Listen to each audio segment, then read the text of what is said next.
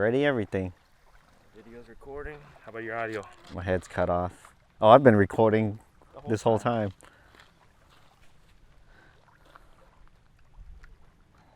Is that good there? Yeah. I'm in the middle. Welcome to another episode of Beer Fish Fanatics. This is Granny with MaPop Fishing, and we have Kith with the Fishing Kit YouTube channel. There you go. And today we're doing something a little bit different, ladies and gentlemen. We are doing the podcast episode outside, number one. Number two, Kit is showing me how to catfish. And number three, I don't know, is there number three? Number three, the weather's nice. Number three. Agreed. It's beautiful out right now. So I don't forget again. Today, Fishing Kit brought Sierra Nevada Pale Ale, handcrafted ale. This is a brewery out of Chico, California. And I believe a lot of people's had this, but I actually like it. It's been a while since I've had one, so. Yeah. Well, I was trying to find craft beer, but also it had to be in a bottle. I didn't want to bring bottles out here. You mean a can? You said bottle. Did I say bottle? You said bottle. All right. Well, we already know his issues when it comes to bottles, too. Yeah. Oh, speaking of I that. was looking for cans because I So- didn't want to bring bottles out here. There we go. But speaking of that, I still believe he still owes, whatchamacallit, donkey kicks. I don't know what we're going to do it today in any of these episodes or whatnot, but well, he owes sooner or later. Maybe I'll do it for Facebook. There we go. So give this Sierra Nevada Pale Ale a swig and cheers, guy. Oh, got my koozie. Try and look professional drinker. We'll try it out. That is refreshing on a summer day. What does it taste like? What do you think? It's not hoppy. It isn't that hoppy. Actually, I almost have kind of a sweetness to it at the end. Don't know. It could be wrong, but it's 5.6 alcohol per content volume, whatever. So, good pick, guy. For you non-beer drinkers, it tastes like beer. So, the non-beer drinkers are probably like, that tastes like butt. But it's not bad. It's actually pretty good. So this week, just so everybody knows, the last couple episodes, we've been talking a lot about catfishing poles, rods. We've had several guests recommend in regards to, specific poles and also reels, things like that. I took the pledge, everyone. So Yes, finally. I don't know. He got a real setup now.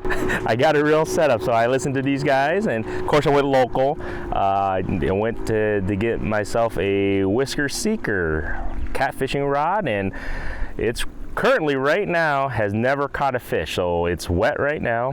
And hopefully, if you guys hear something goes click, click, click, click, what we were talking about previous episodes is the bait clicker. Yeah. So hopefully, because Kit earlier today, he actually caught some shad for us. He threw a net and caught some shad, and hopefully we can catch some catfish. I really want to be able to bring some catfish home because I've been fishing the last 2 or 3 days, or not days, but last time out, I've caught 0. Me too. Actually, I caught one little white bass that was like 3 inches. So hopefully today, while doing this podcast, I guess you can say out in the waters, it brings us good luck in a sense, because all I know is I see on social media everybody catching but me. Usually when you're doing other stuff, that's when the fish bite, and we're doing other stuff right now. So hopefully. If my mathematics add up, we should catch stuff. But this week I just wanted to actually pick Fishing Kit's brain a little bit about in regards to the difference, because everybody who's starting getting to fishing, they see a spinning reel and a bait casting reel. So when I first started fishing, I had no idea what the difference between the two. I always thought when someone was using a bait caster, they were just like professionals. And the spinning reel, it looks simple. You just open up the bail and let go of the line and it goes. And then you see somebody use a bait caster, it's like, wow. I mean, when I first started fishing, I was like, that is something cool. But over the years, I finally started getting into bait casting and kind of understanding it a little bit. But what's the difference, man? What do you think is the pros and cons, the difference between spinning and bait casting? What do you see? First pro makes you look like a pro to the casual fisherman, So I was right. because there's a barrier of entry with bait casters, because you can't just pick one up thinking you're gonna go out there and casting it, because it takes practice. And that's like one of the cons of using a bait caster, because you gotta fine tune it to your weight and how far you want to cast and if there's wind or not. But once you get all that stuff figured out, it's like I don't even think about it. You know, I throw it behind my back, either side, whatever, in the wind. See, that's a typical pro fisherman. They can do that, because I still have issues in regards to bait casting with the bird's nest once in a while. I don't have it as often. I did have it the other day using this new setup, and Kith was there and he just laughed. But I think that's a big turn off to people in regards to bait casting was the bird's nesting. So when what that is, if people don't really use bait casters, when you cast it, and the line, whether it's too, I guess you can say the spool, if you got it way too loose and it just, you know, goes completely berserk, and then your whole, your spool gets tangled up. So that's pretty much what a bird's nest is.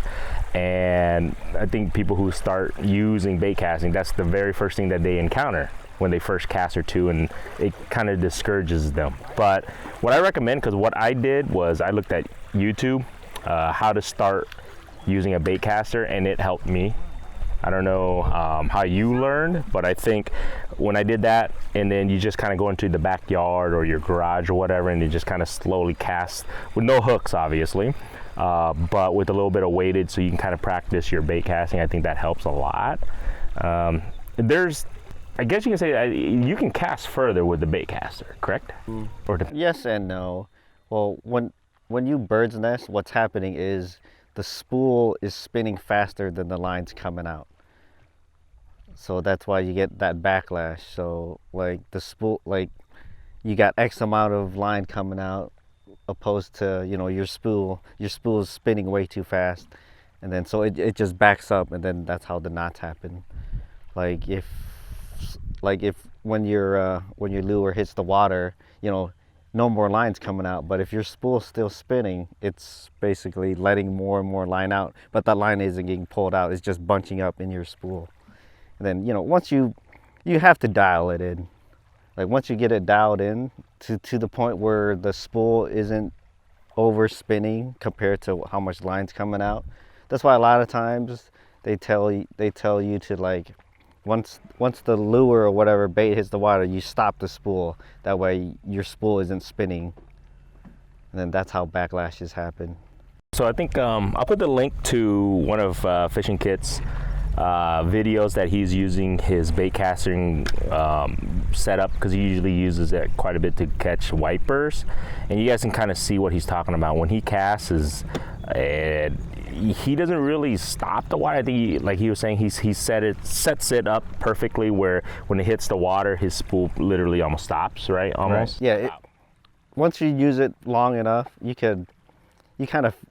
basically learn your reel, and you can tune it exactly to the point where, you know, if conditions are right, you cast it out, your lure hit the water, and you don't even have to stop the spool. People who do, like I said, when you first start using the bait caster or bait casters, don't get discouraged when that backlash does happen. I mean, it happens to everybody. It still happens to the best of people. Yeah, I still backlash. And it happens. It happens. It's just part of it. But it's okay. Don't get discouraged of not using it, because I feel it's a part of fishing where it actually increases the fun factor a little bit. I don't know if that's true for you, but it feels like that to me. Like when I get the chance to you know, when I'm going for largemouth bass or even wipers or whatnot, if I'm using my bait caster, for some reason it just changes the dynamics when you're fishing using a bait caster. Yeah, your grip is different too. When you're using a bait caster, you got an underhand grip. I think it gives you more power, because like when you do curls, you do an underhand grip, right? Yeah. I mean, you can do overhand curls too, but you have less power. At least I do. I have less power when I have an overhand grip. And when you're holding a spinning rod, you got overhand grip, right? You're holding it like this. Yeah, I didn't even think about that. No, you're right. I didn't even And when think you about have a bait casting reel, your underhand. underhand. So you think more leverage? Yeah, you think? more leverage. More leverage. So there's more power. So I don't know if a lot of people think about that stuff, but I think that's the true fisherman's thoughts. A person like me that literally just goes out and casts or whatever and just fish doesn't really think about that. But talking to someone like you or someone who actually kind of dissects the techniques and all the specific things, it makes sense. yeah.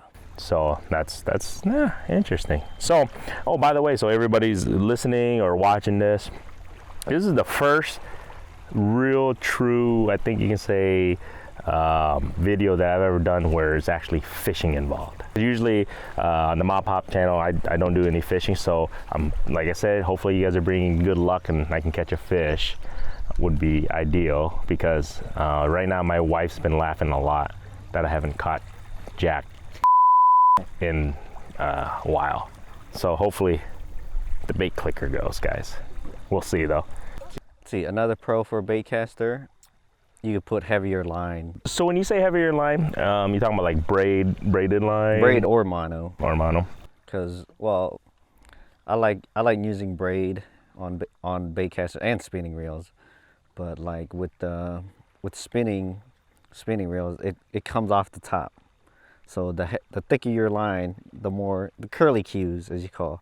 You know, you put 30-pound mono on a spinning reel, but when you cast, it's gonna look like basically like a slinky coming out. Opposed to if you put it on a bait caster, it's not coming off sideways, it's coming off like straight, so you won't have as much memory. I mean, mono's gonna have memory no matter what. I actually did a video. I think when we released this episode, I actually on the MaPop channel, I did a video of comparing the different lines, braid, mono and fluoro, so check that video out. It's just kind of basics, just the difference between all three and the specific lures to use and what all three, the pros and cons on that. So make sure you guys check that one out. And another thing that I've been noticing a lot, I was talking to Kith earlier, is I see a lot of people posting the difference. So the difference between, I guess you can say, white bass, yellow bass, striper bass, striped bass, and hybrid bass. Did I say that right? Or wiper, same thing. And white, yeah, right? White, yeah. I think they call them, hybrid white bass, wiper. I think some states call them like sunshine bass or something like that. Yeah. So I see a lot of people, post up and they're just like, look at this, striper I caught. And we all know there's no striper in that vicinity, that area. But my thing is that, okay, so when you catch a white bass, you catch a wiper, you catch one of those, how do you tell that? Because I know you catch, obviously in your channel, if you guys go to the channel, he catches a lot of, decent, good sized wipers, and you know the difference right away. So for somebody like myself or somebody who doesn't fish too often, how do you tell the difference between, oh, this is a white bass, no, this is a wiper, no, this is a striped bass or yellow bass? So you got your white bass, yellow bass, hybrid, and striped bass, striper. Those are your temperate bass. If you're saying stripers and you live in Iowa, sorry to tell you, but those aren't stripers, because we just don't have stripers here. I think people just see a white fish with stripes, striper. I mean, and then they call wipers that too.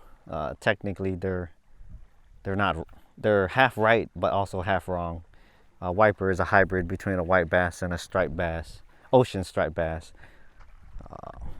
Even though, oh, you just had a bite, dude. Had a bite. This could change. How come my clicker's not clicking? It clicked once, but it did. I saw the rod bend though. Your rod tipped over. Yeah, I saw that. So if we go like complete silence for a while, that means you see us run off. Yeah, we run off here. So just FYI, everyone. But anyways, I think the thing with the wiper, I might have broken the cherry on this. We'll see, everyone. Give me just a minute. Just wait. Just let the fish take it. Should I set it on the retrieve or no? No. Not yet. So, yeah, I just got a little bit quiet, everyone. Yeah, he had a couple bites on his catfish rod. Just reel up the slack. If you have any, then just put it back down. All right. So, anyways, false alarm, everyone. Well, we did get a bite though. Lucky him. Lucky me. So, anyways, we were talking about white bass and hybrids and how to distinguish the difference between all of them. The biggest thing I think with a wiper, like, okay, explain to me on a wiper. How do you tell you just caught a wiper? The only definitive way to tell a wiper is look at the tongue patch. They got like two little, I don't know what to call. I think they call them tongue patches. Like two little patches on their tongue. Wipers have two. I think striped bass have two, but we don't have striped bass, so you just rule them out of Iowa. And then the white bass only have one. That's the only for sure way to tell. How about the lines on the bodies? Because I know on a white bass, it goes all the way to the tail. It's pretty continuously straight, right? The line, or does it break? Because I know for a fact on hybrids or wipers, they break. Right, they're like staggered. Yeah. But I feel like they're more defined. But they say you can't really judge it off of the stripes. But like a white bass, I feel like they got stripes on the top half, but then on the bottom half, it's really broken up. Like it's dots. Like you got dots and lines and stuff. Oh, you'll just have to throw up a picture. I think so. I'll throw up a picture. If I don't throw up a picture here, I'll throw it on my website or the Facebook or whatever. Because I think the thing is, like I was saying, I've seen a lot of people just. And the funny thing is, people get on the internet and they just argue about the dumbest things, man. Because they're just arguing like, no, that's a white bass. No, that's a wiper. No, I'm just like. You can't really go off the stripes, but I feel like wipers in general have more defined, darker stripes. All right, come on, fish. I want to hear that bait clicker going. So, yeah, I wanted to go back to a con of the baitcaster. What's up? Like pricing. You could get away with like a $20 spinning reel. You know, you go out there, cast your line. The drag might not be that good, but I don't think there's very many $20 bait casting reels out there. If they are, I've never seen one. I mean, I've never used one, so I don't know. And if they are, I don't know from firsthand experience or not, but I feel like they won't be as good. Oh, I mean, it shouldn't be as good as like an $80 reel. So does it make a difference, you think, in regards to, I mean, obviously, supposedly, the quality increases with the cost? It depends if the price reflects the materials, but if a reel is expensive just for the sake of being expensive, then no. But if, like, let's say this reel costs more because it's got, you know, better quality parts, like more, I don't know, carbon fiber, aluminum, better metals and whatnot, versus this reel that has 50% plastic. So that's where I could justify getting a more expensive reel. But like, let's say, just because this brand has this reel, even though it's comparable to this cheaper brand and the materials cost the same, you know, it can't really justify getting this one just because it's a better brand. So the biggest thing is know your components, I guess, a little. I just got back from Denver and my brother-in-law was just actually showing me the difference of specific reels that we were using and what the components had and what the marketing, I guess you can say, companies do the marketing wise in regards to like bearings and all that stuff. You'd be surprised. So definitely look at the components of what your reel has. If you're gonna spend that amount of money, you might as well spend 10 minutes, 15 minutes ahead of time actually just to find out the components and see, like you were saying, if it's kind of, I guess you can say, worth the money in a sense. Yeah, and more bearings doesn't necessarily mean better, because you go buy a Chinese $15 reel that has, you know, 9+ ball bearings and it costs $15, or you go buy like a Shimano mid-range reel, costs like $80, but it's only got 4 or 5 bearings. You'd be surprised where the bearings located, everybody. Just as a heads up, FYI. Yeah. You'll be very surprised where they put those bearings, because I found out that sometimes they count the bearings where it has no effect on the reel itself, but they still count it. It is what it is. But they're not lying. Yes, but it doesn't affect the I guess you can say the performance of the item. I want to throw out another rod, man. We'll do another episode here. We're gonna be out here for a while. Fishing Kit's gonna go and toss another rod or two out. I'm probably gonna try and toss another rod out. Hopefully you guys learn a little bit in regards to the difference between the bass species. A little bit we learn about the reels and everything, and we're out here fishing, man. I don't know, I'm having a good time. I don't have 4 little rugrats tugging on my leg and telling me I need this, daddy, so I can't complain. I'm having a beer with this guy, and I'm waiting right now patiently to see if we can catch a fish for you guys. So, and I'll definitely show it. If we catch a fish, definitely gonna be on the channel. I'm definitely gonna show it. So, other than that, until next time, guys. See ya.